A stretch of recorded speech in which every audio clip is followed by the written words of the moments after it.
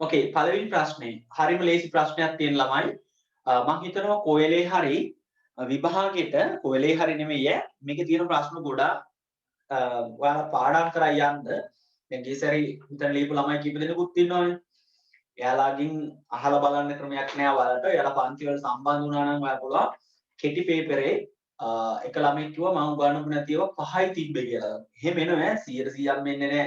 ප්‍රායෝගික භූගෝල විද්‍යාවේ විෂය ශාස්ත්‍රයට අයත් වන්නේ. පුතේ අපි ප්‍රායෝගික භූගෝල විද්‍යාවේ විෂය පාඩම පටන් ගද්දිම අපි ඔයාලට කියනවා ප්‍රායෝගික භූගෝල විද්‍යාව යටතේ මම මේ ස්ක්‍රීන් එකේ තියෙන හරි දැන් ඔයාලට මම පේපර් එවලන්න තියෙනනේ. මේ පේපරේ බලා ගන්නත් පුළුවන්. මාව මේ උගන්වන දේ බලා ගන්න පුළුවන්. හරිද? ඔබ ඩවුන්ලෝඩ් කරලා හැමෝම පේපරේ තියෙන දැන්. දැන් ප්‍රායෝගික භූගෝල විද්‍යාවේ ප්‍රධානම මේක උත්තරේ ළමයි 3. උත්තරේ 3. හරිද? ඔයාලාගේ කොලේ දැන් ඔයාලා ළඟ තියෙනවනේ. උත්තර සටහන් වැරදුනොත් ඒක හදාගන්න. මම උත්තර ටික කියන්න යන්න ඉස්සෙල්ලා. ඒක ලේසි මට. හරිද? 1ට 3 ඔයාලා පේපරේ හදාගන්න. එහෙම වෙන්නේ සාමාන්‍යයෙන් ප්‍රායෝගික භූගෝල විද්‍යාවේදී කාර්යයක් 3ක් සිදු කරන ළමයි. එකක් තමයි දත්ත ලබා ගැනීම. දැන් ශේෂ්ත්‍රයට ගිහලා අපි කියමුකෝ GS යන්න හරි එහෙම නැත්නම් සිතියමක් හඳින්න හරි මොකකට හරි මොකද කරන්න ඕන ළමයි අපි දත්ත ලබා ගන්න ඕන. ඒ ගත්ත දත්ත අපි සකසන්න ඕනේ. මොනවා හරි විදිහකට සකසනවා පරිගණකයක් භාවිතා කරලා හරි සකසනවා. සැකසීමෙන් පසු ඒ දත්ත අපි ළඟ තියාගෙන ඉඳලා වැඩක් නැහැ. ඒ දත්ත මහා බැංකුවට හරි පත්තරයකට හරි වාර්තාකරණයකට ඉදිරිපත් කරන්න. සිතියමකින් හරි ඉදිරිපත් කරන්න. අන්න ওই කාර්යයන් තුන තමයි ළමයි ප්‍රායෝගික භූගෝල විද්‍යාවේ ප්‍රධාන කාර්යයන් විදිහට අපි සලකන්නේ.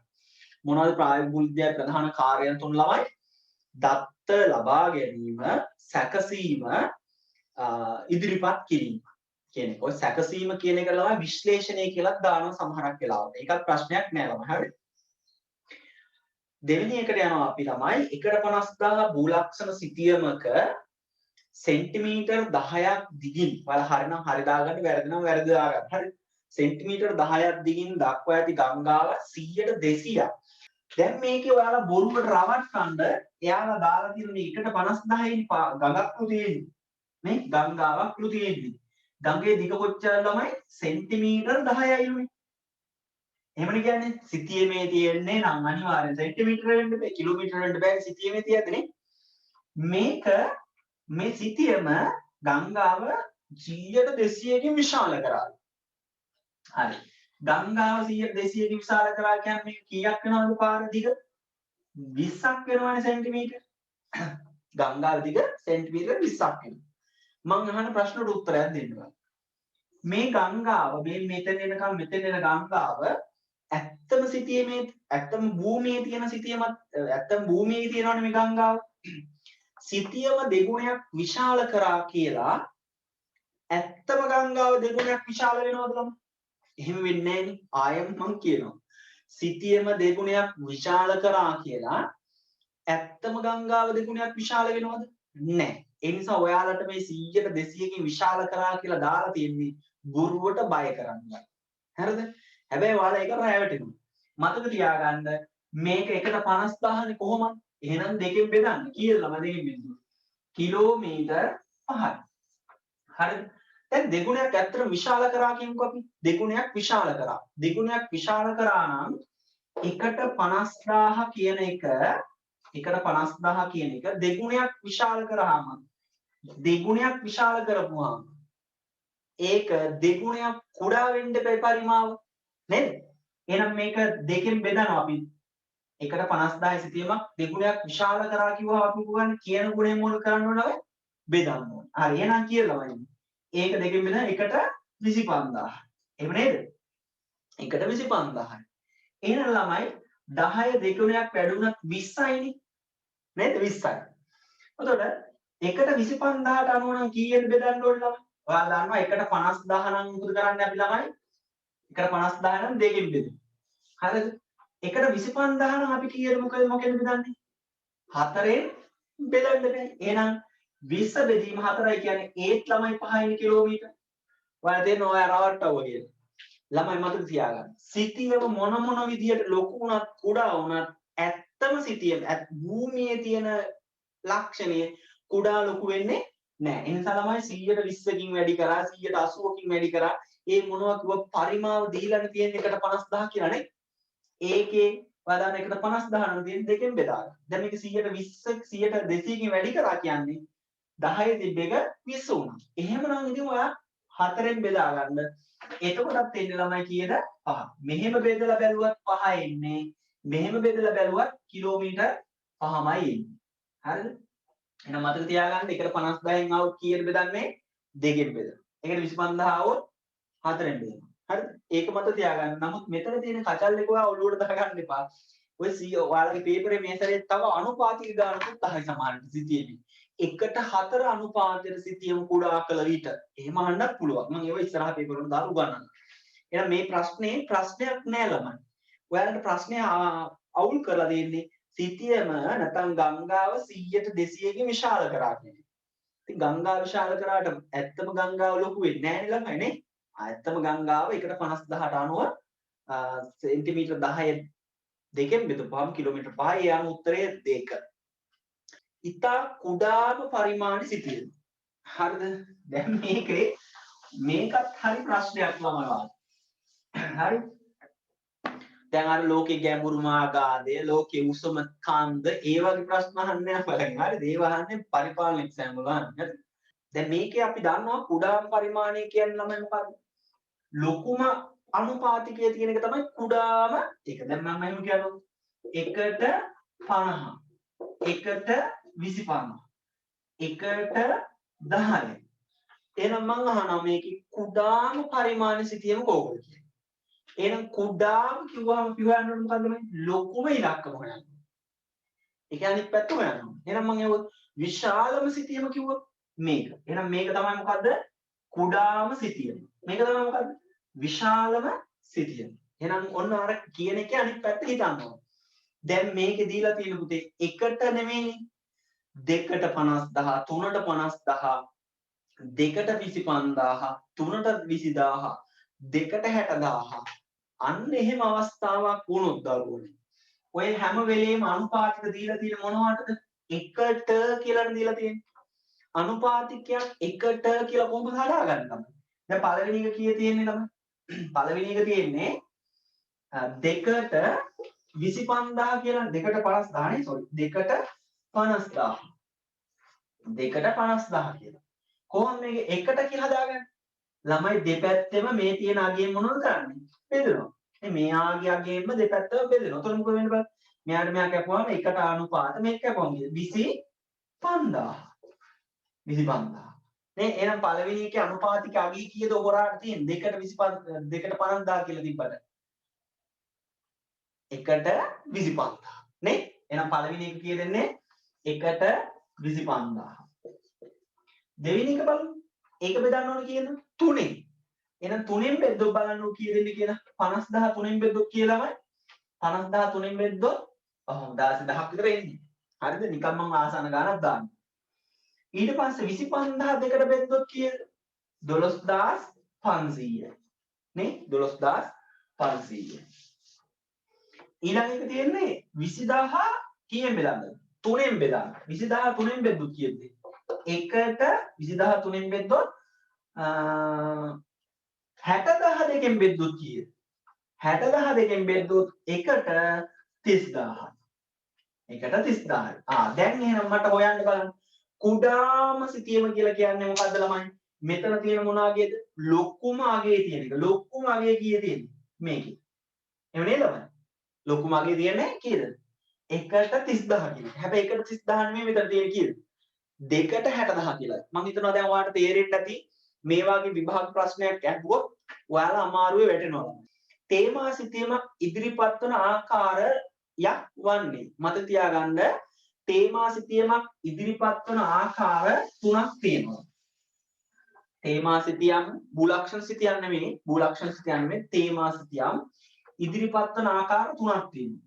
එකක් තමයි ළමයි සම රේඛා විදිහට ඉදිරිපත් කරනවා. ඒ කියන්නේ සමෝච්ච රේඛා සිතියම්, උෂ්ණත්ත රේඛා සිතියම්, සමපීඩන රේඛා සිතියම්, ඒ වගේ සම රේඛා. අය තිත් සිතියම්. තිත් සිතියම් එතකොට තිත් කියලා තමයි කියන්නේ. ලංකාවේ ජනගහන ව්‍යාප්තිය තිත් කියලා කියනවා. අපි ප්‍රස්තාර පාඩමේදී බලමු. 4 එක වර්ණ ගන්නවා දිස්ත්‍රික් පළාත් එහෙම වර්ණ ගන්නවා. අපි ඒකට කියනවා රේඛාංකිත සිතියම් නැත්නම් සේයා සිතියම් කියලා කියන්නේ. සේයා සිතියම්. ඔන්න ඔය විදිහට ළමයි තේමා සිතියමක් සාමාන්‍යයෙන් සමරේඛා තිත් සිතියම් රේඛාංකිත නැත්නම් සේයා කියලා තුන් ආකාරයකට පෙන්නනවා.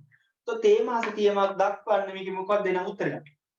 1 සමරේඛා වශයෙන් සිතියමක සංස්කෘතික ලක්ෂණ හා භෞතික ලක්ෂණ සංස්කෘතික ලක්ෂණ අතර සම්බන්ධතාවය. හරි ලේසි ප්‍රශ්නයක් ඒක නම ළමයි හරිද? හරිම ලේසි ප්‍රශ්නයක් ඒක. සාමාන්‍ය සිතියමක තියෙන්නේ භෞතික හා සංස්කෘතික ලක්ෂණ ළමයි. භෞතික ලක්ෂණ හා සංස්කෘතික ලක්ෂණ. ඒව කොහොමද ඉදිරිපත් වෙන්න පුළුවන් ළමයි?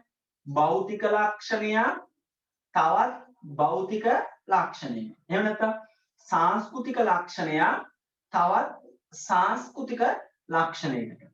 භෞතික ලක්ෂණය තවත් භෞතික නෙමෙයි සංස්කෘතික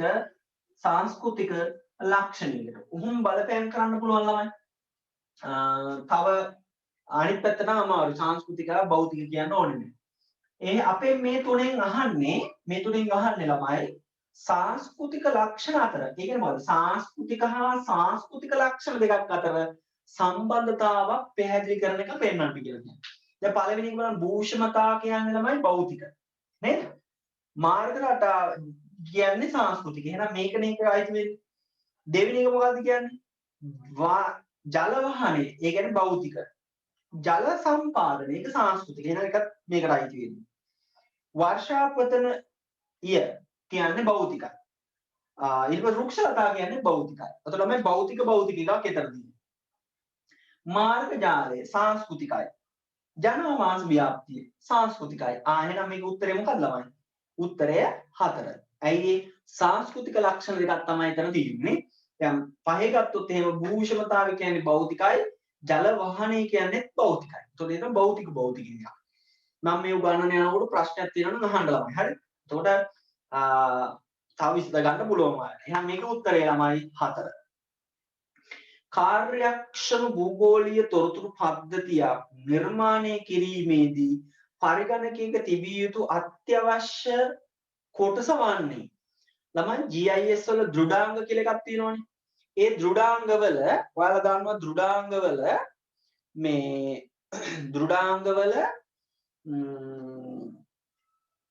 කොටස් තුනක් තියෙනවනේ. පරිගණකයේ ආදාහනුපාංග ප්‍රතිදාහනුපාංග කියලා. පරිගණකය කිව්වහම පරිගණකයක සාමාන්‍යයෙන් තියෙන්න ඕනේ කොටස් තුනක්. ඒක සාර්ථක නැත්නම් හොඳ පරිගණකයක් වෙන්න මොනවද ළමයි තියෙන්න ඕනේ? RAM එකක් තියෙන්න ඕනේ හොඳ. පරිගණකයක තිබිලා වැඩක් නැහැ චුම්බක දැටි. චුම්බක දැටි CD දැටි ඒවා තිබිලා වැඩක් නැහැ පරිගණකයක ශක්තිය තීරණය කරන්න. සුපරීක්ෂණ කියන්නේ ස්කෑන් එක. ඒතර පරිගණකයක් අස්සට ස්කෑන් එකක් දාලා හරියන්නේ නැහැ. තිර සංඛ්‍යාංකනේ. ඒතර තිරයක් මේ වගේ එකක් පරිගණකයක් අස්සට දාලා හරියන්නේ නැහැ. වැඩි දත්ත ප්‍රමාණයක් ගබඩා කර හැකි චුම්බක තැටි. ආයෙමත් ඉතින් චුම්බක තැටි කියන්නේ CD වගේ. එහෙනම් මත තියාගන්න පරිගණකයක ශක්තිය පරිගණකයක දැන් මම පරිගණකයක් ගන්න ගියා කඩේකට හදන්න දුන්නා. උතර යාහනවා කොච්චර මේ RAM එකක්ද 2GBද 4GBද 8GB RAM එකක්ද ඕනේ. RAM එක වැඩි වුණොත් ඔයාගේ වැඩ ටික ෂෝක් එකට කරගන්න පුළුවන් කියලා. එහෙනම් මත තියාගන්න පරිගණකයක හොඳ තත්ත්වය තීරණය කරන සාධකයක් තමයි මොකද්ද? RAM එක. එහෙම නැත්නම් අපි කියනවා ධාරිතාව වැඩි සසම්භාවී මතකය කියලා. එහෙනම් උත්තරේ ළමයි 6ට උත්තරය කීයද? 3. 6ට උත්තරය 3. ඊළඟට දුරස්ථ සංවේදනයේදී යොදා ගන්නා වාසර වේදිකා. ඔයා දන්නවා භූමි පාදක වේදිකා තියෙනවා, වාසර වේදිකා තියෙනවා, අභ්‍යවකාශ වේදිකා තියෙනවා. අපි රිවිෂන් එකේදී ආයෙ බලමු RS ගැන මේ කියන්නේ දුරස්ථ සංවේදනය ගැන.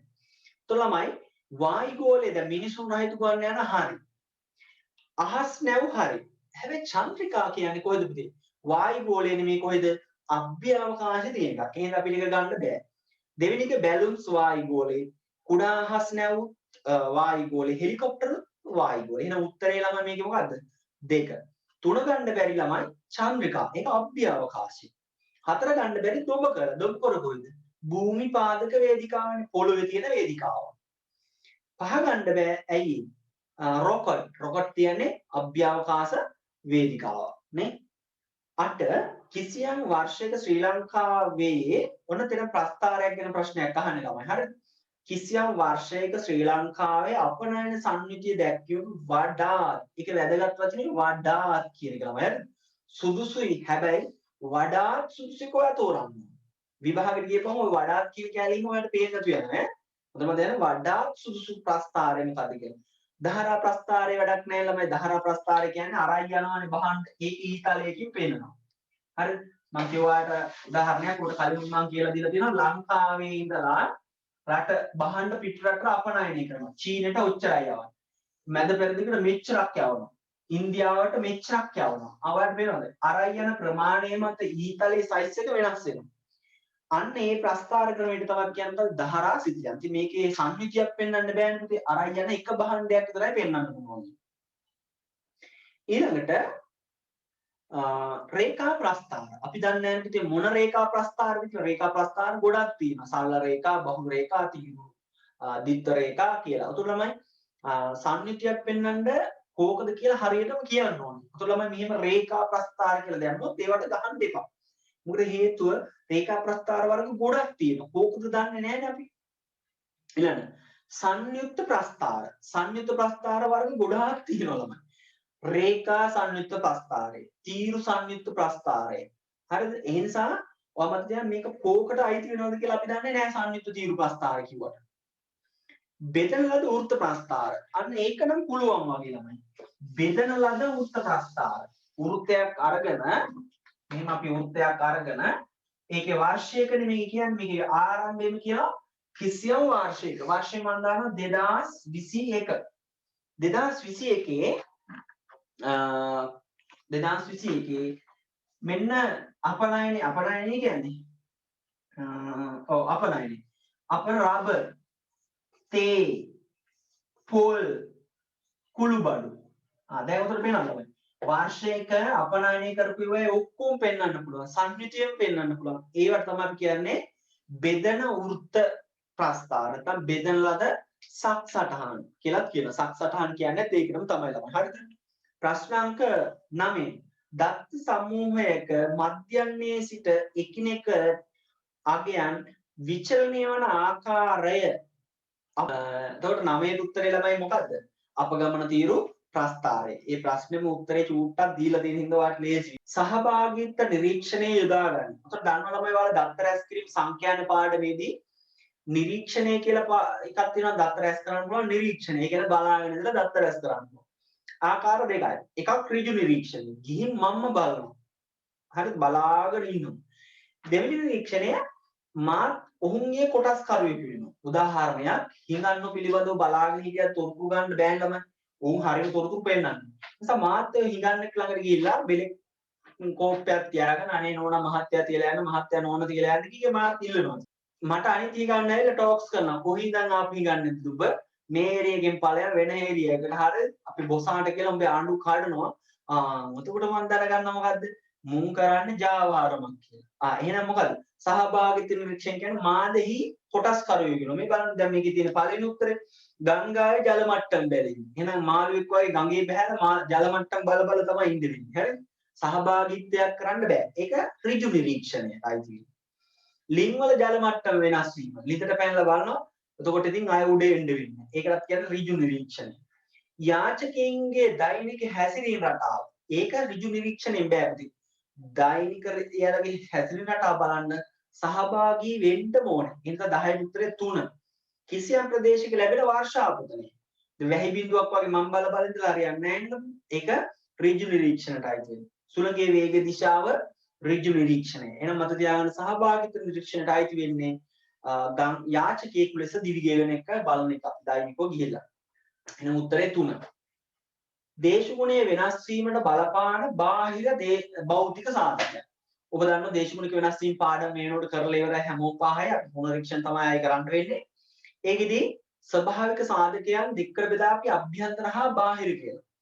ඒතර බාහිරින් ඇති කරන බලපෑම් දෙකක් ගැන මම කිව්වා. එකක් තමයි සූර්ය ලබ. අපේ දේශගුණය වෙනස් වීමට බලපාන සූර්ය ලබ. දෙක මොකක්ද? උල්කාපාත පතනය වීම නේ. එහෙනම් මත කියන්න බාහිර සාධකයක් තමයි මොකද්ද? දෙකක් තියෙන උල්කාපාත පතනය වීම සහ අනිත් එක සූර්ය ලබ. ඔන්න ওই දෙක තමයි ළමයි සාමාන්‍යයෙන් අපිට බලපෑම් කරන දෙක. එතකොට මෙතන උත්තරේ වෙන්නේ ළමයි බාහිර සාධකයක් විදිහට අපි ගන්නවා දෙක. ලෝකයේ දේශගුණක වෙනස් වීම තීව්‍රතාව අවම කිරීමට ගත හැකි ක්‍රියාමාර්ග උගන්වා ඇත. හරිද? අවම කිරීමට ගන්න පුළුවන් ක්‍රියාමාර්ග නැහැ ළමයි. අධික පාරිභෝජනය අවම කිරීම හා කාබන් විමෝචනය අවම කිරීම. හරි ළමයි. ඕනකට වඩා කාගෙන අනේකයි අඩු කරලා මේ කාබන් විමෝචනය කියන්නේ ගල් ලඟුරු පෙට්‍රෝලියම් වගේ භාවිතයන් අවම කරන එක. හොඳයි ඒක දේශගුණික වෙනස් වීම අවම කරන්න.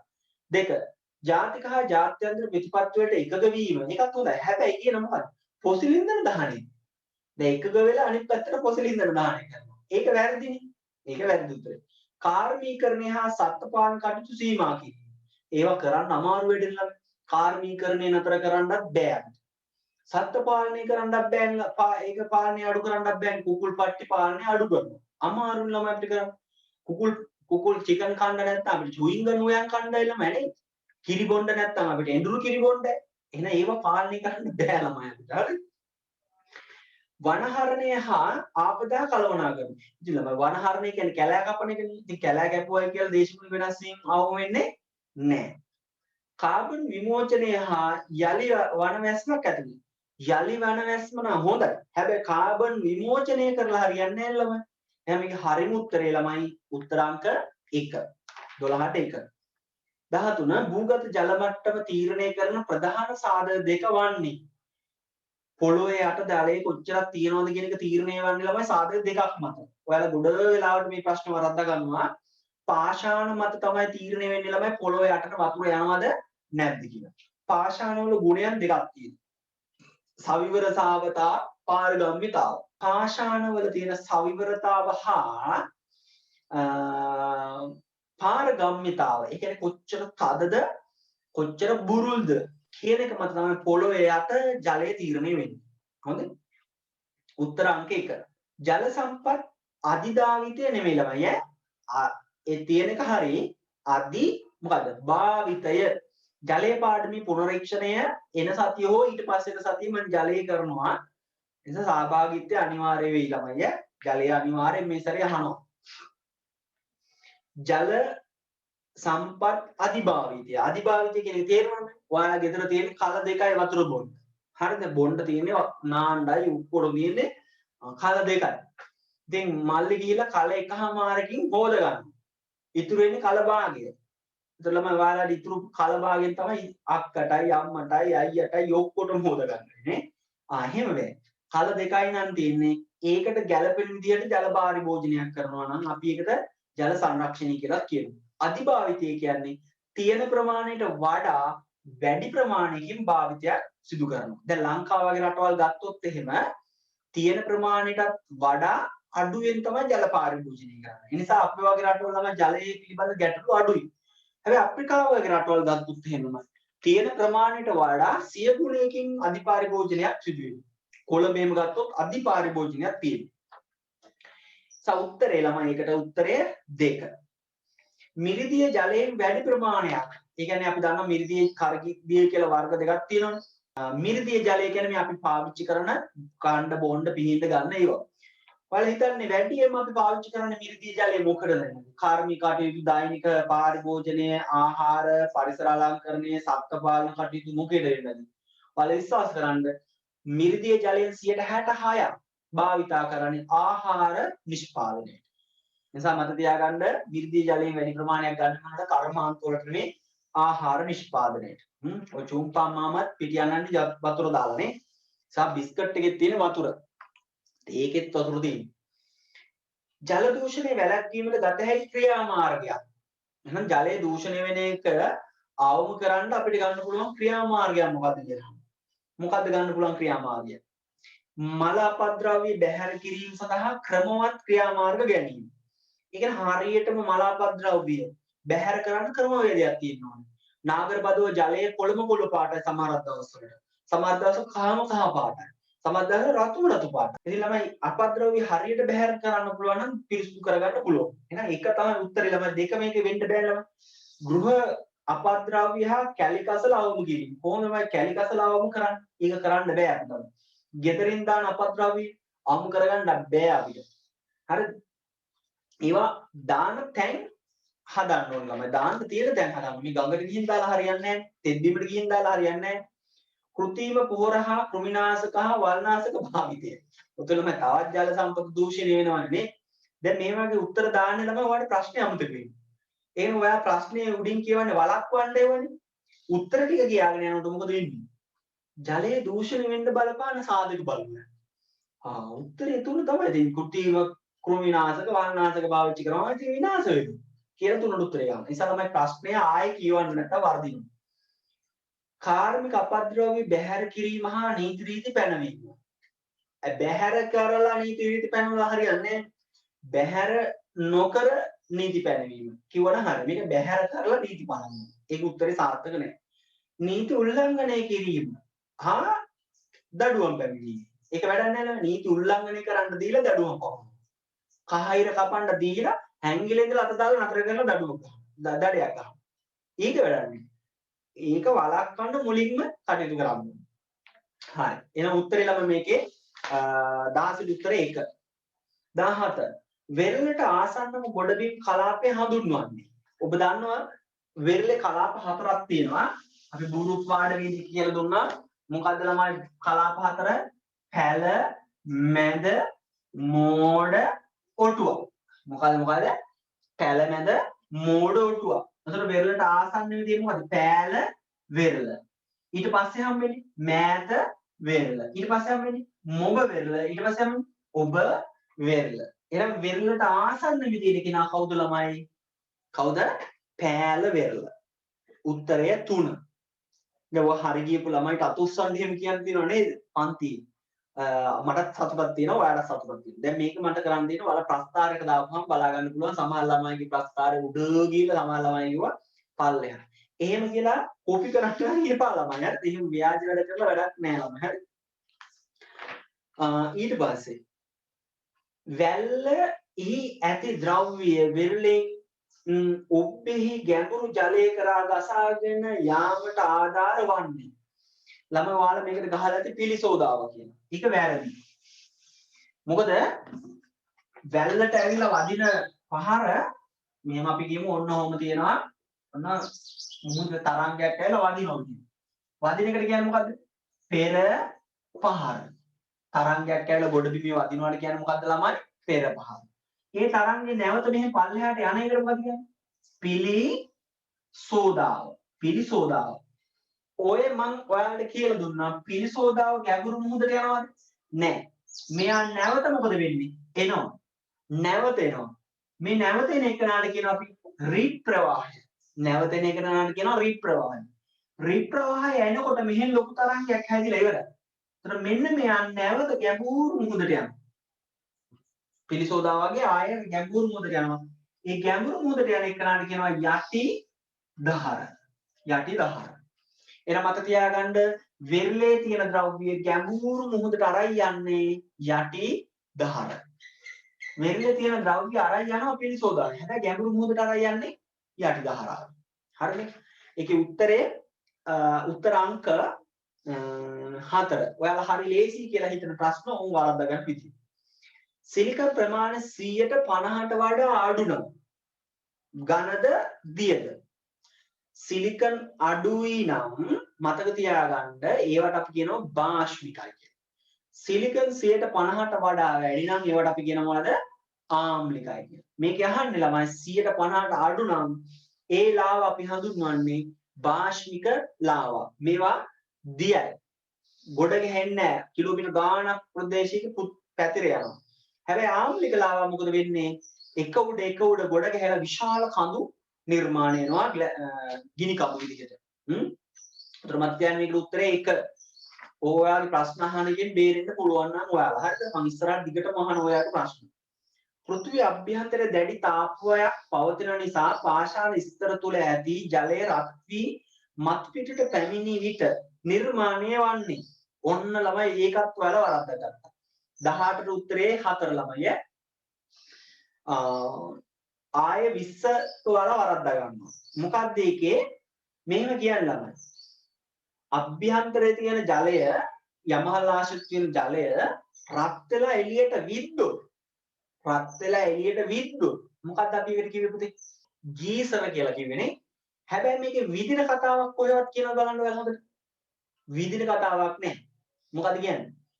රත්ති මතු පිටට පැමිණි විට නිර්මාණය වන්නේ මොනවද? උණුදිය උල්පත්. උත්තරය 2. හරිද? ඒ නිසා හරි පරිස්සම් වෙන්න මේ ප්‍රශ්න කියවද්දී. හරිද? උණුදිය උල්පත්. කලකදී සක්‍රියව පැවත දැනට අක්‍රියව පවතින යමහල් හඳුන්වන්නේ ළමයි මල යමහ. ඒක ඔයා දන්නවානේ.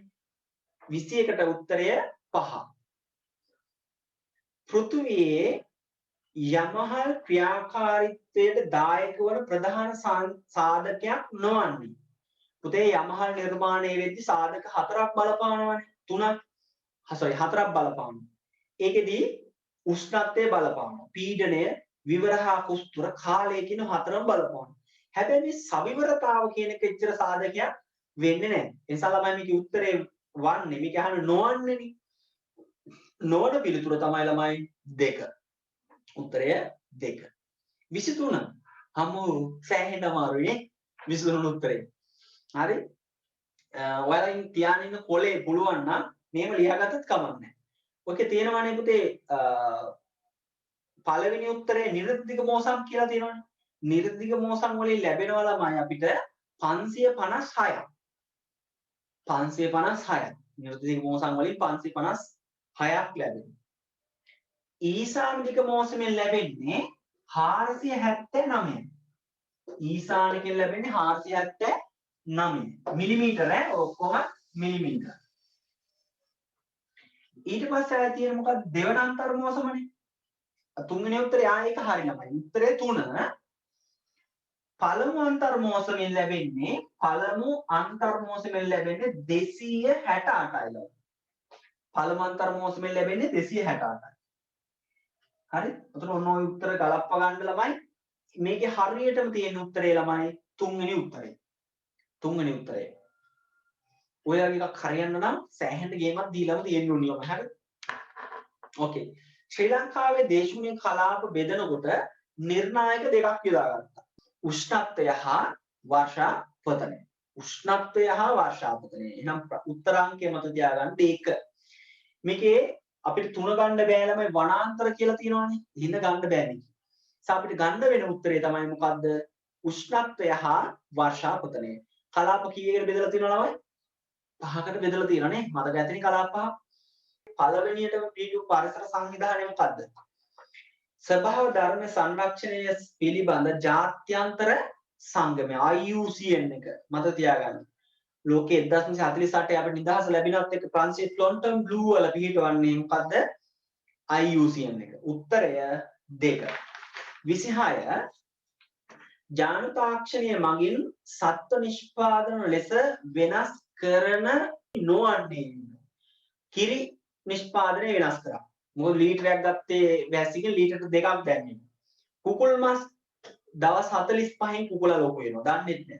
ඌරුමන් ඌරගේ ඇඟේ තියෙන ඕනේ මාළු කිලෝ 1යි නම් දැන් ඌරගේ මාළු කිලෝ 70ක් විතර තියෙන ඌරොත් තියෙනවා. මත්ස්‍ය අම්මෝ වැව් වල පිරීලා ලොකු මස් ඉන්නේ. ඒ කියන්නේ ජාන තාක්ෂණයෙන් හදලා. දැන් කුකුලෙන් කිලෝ බිත්තර දෙක දානවා නේ. ඒවා ජාන තාක්ෂණය වෙනස් කරලා. හැබැයි බීර කියන්නේ මොනවද? කසිප්පුනේ. නැත්නම් ඇල්කොහොල්. ඇල්කොහොල් ළමයි සත්තු නෙමෙයි. බිව්වහම සත්තු වගේ ඉන්නවා. නේ බිව්වහම සතෙක් තමයි. නමුත් තමයි බීර නිෂ්පාදනයේට ජාන තාක්ෂණය යොදාගත්තේ නැහැ. ජාන තාක්ෂණය මගින් වැඩි දියුණු කරනකොට සත්තුන්ට ගහනවා හෝමෝනයක් BST කියලා. 27 කතා කරන්නේ BST කියලා හෝමෝනයක්. ඒකෙන් මොකද කරන්නේ? හරක්ගේ කිරි නිෂ්පාදනය වැඩි කරනවා. හරිද? සමත තියාගන්න උත්තර අංක 1. කිරි නිෂ්පාදනය වැඩි කරන්න ගහන හෝමෝනේ තමයි BST කියන හෝමෝනේ. හරකට ගහනවා ඉන්ජෙක්ෂන් එකක් වැස්සිට නේ. අර්ථාපල් නිෂ්පාදනය. එහෙම පාඩමකුත් නැහැ. හැබැයි ඔය වගේ ජොලි ප්‍රශ්න අහනවා. ලෝකේ අර්ථාපල් නිෂ්පාදනය කරන ලොකුම රට මොකද්ද ඔයාලා හිතන්නේ? චීනය. හරි උත්තරාංක 1. චීනය, රුසියාව, ඉන්දියාව, එක්සත් ජනපදයේ. ඔන්න ඔය කර කියන රටවල් තමයි ළමයි අපිට අලකන්න දෙන්න රටවල්. හරි? උත්තරාංක 1. 29. ශ්‍රී ලංකාවේ ශ්‍රී නිෂ්පාදනය කරන කර්මාන්ත ශාලා පිහිටි දිස්ත්‍රික් එහෙම නෙමෙයි ඈ. ප්‍රදේශ අහන්නේ. හරිද? ප්‍රදේශ. නිවර්දිය දැක්කන පිළිතුර. කාන්තලේ හරි. ත්‍රිකුණාමල දිස්ත්‍රික්කේ කාන්තලේ හරි. හිඟුරාන, පැලවත්, සෙවණගල. ඒකට උත්තරය අංක 1. දෙක ගන්න බැරි ඇවිත් හම්බන්තොට. හම්බන්තොට කියන දිස්ත්‍රික්කයේ සීල නිෂ්පාදනය කරන කර්මාන්තශාලාවක් තියෙනවා තමයි. හැබැයි දිස්ත්‍රික්ක නෙමෙයි අපි අහන්නේ. හරිද? තියෙන තැන. දිස්ත්‍රික්කේ තියෙන තැන අපි අහන්නේ. දැන් මෙතන හම්බන්තොට දරුවෙකුත් ඉන්නවා මම හිතන්නේ. අදකේ හෝ හෙට පන්ති ඉන්නේ හම්බන්තොට දරුවෙක්. එයා දන්නවා එයාට කීර්තිත්‍යයි සමහරක් වෙලාවට මේ මොකද මේ සීනි අපේ ගමේ හදනවනේ කියලා. ගමේ නම තියෙනවා. දිස්ත්‍රික්ක නෙමෙයි තියෙන්නේ.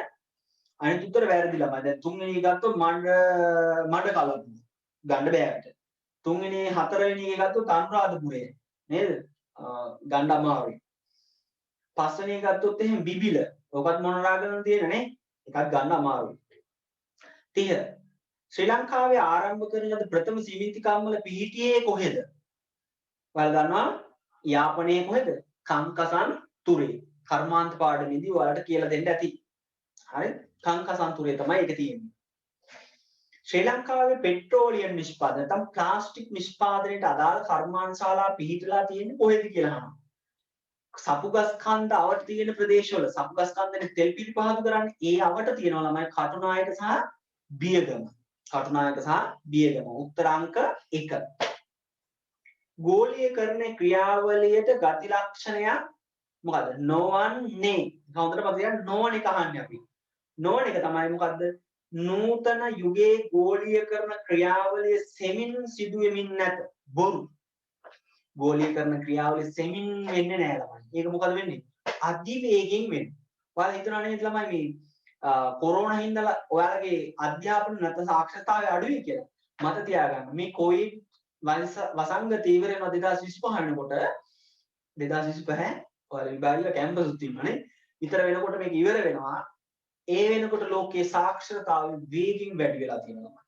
අඩු වෙන්නේ නැහැ. ඔයාලා හිතන්න මේ වෙනකොට ලංකාවේ වාර්තාගත විදිහට ළමයි විශ්වවිද්‍යාලවල ප්‍රයිවට් විශ්වවිද්‍යාලවල ලියාපදිංචි වෙන සිසුන් ප්‍රමාණය වැඩි වෙලා තියෙනවා. පිටරට විශ්වවිද්‍යාලවල ලියාපදිංචි වෙන සිසු සංඛ්‍යාව වැඩි වෙලා තියෙනවා.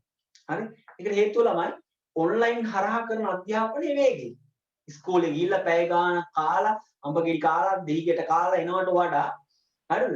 ඔන්ලයින් එකේ ඉක්මනටම ළමයි මොකද වෙන්නේ? අධ්‍යාපනය බෙදලා යනවා. ඊළඟට ප්‍රශ්නාංක 32ට උත්තරය 3 33 බහුජාතික සමාගම් 600ක් විතර ලෝකේ තියෙනවා. වැඩිම තියෙන කාට ළමයි බහුජාතික සමාගම් ඇමරිකා එක්සත් ජනපදයට 300ක් තියෙන කියන්නේ. ආහන්නේ අපේ වැඩිම අඩුම කතාවට මේ. ප්‍රථමයෙන්ම බහුජාතික සමාගම් ආරම්භ කරන ලද රටවල් දෙක කොහෙද කියලා. ඉස්සරෝම ඇමරිකාව විසින් කොහෙ ගිහින්ද ළමයි? එංගලන්තයේ තමයි ආරම්භ කරන්නේ බහුජාතික සමාගම. උත්තරාංක 1 ඇමරිකා එක්සත් ජනපදයේ විසින් එංගලන්තයේ ආරම්භ කිරීම කියනවා උත්තරය.